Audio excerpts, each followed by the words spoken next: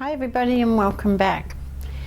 Now in this video I'm answering a request from someone, Irene, and I should check. I think it was Irene.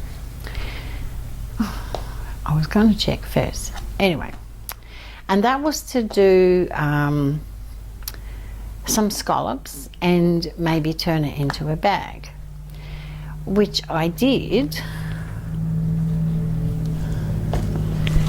And here's the bag, covered in bling and zipper pulls, and I do have a handle.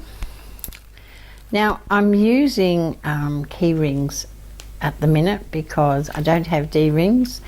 We're still in lockdown here in Melbourne, so I can't get out anywhere to buy some supplies. So this fabric has been used and used and used. I bought this to make a quilt, which I did, and I think I bought that much. I could have made 5 quilts, but that's another story.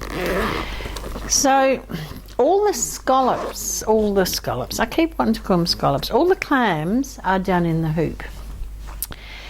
And there lay my dilemma, because fine and dandy for me because I can cut them on the cutter, but what if you don't have a cutter? Now I know some of you ladies have a scan and cut, some of you have the edge, so for those ladies it was going to be okay because they could use their cutter. But what if you didn't have a cutter?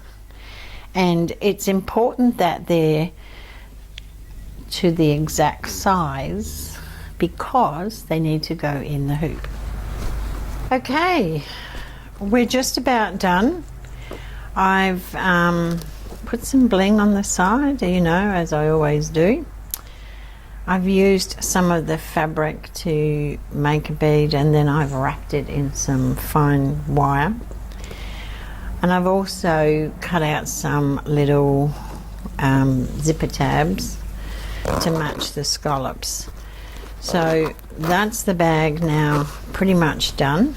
Here's the back. And all it needs now is a handle. So I've chopped the width of the fabric 4 inches. I've folded in half and then in half, in half, in half, as you do. So all I have to do is stitch. Now I did put a piece of the quilter's felt on the inside. From the scraps that were left around the edge of the hoop, I just cut those up and use those. So there's a couple of pieces throughout the handle. So I just need to stitch that and then attach it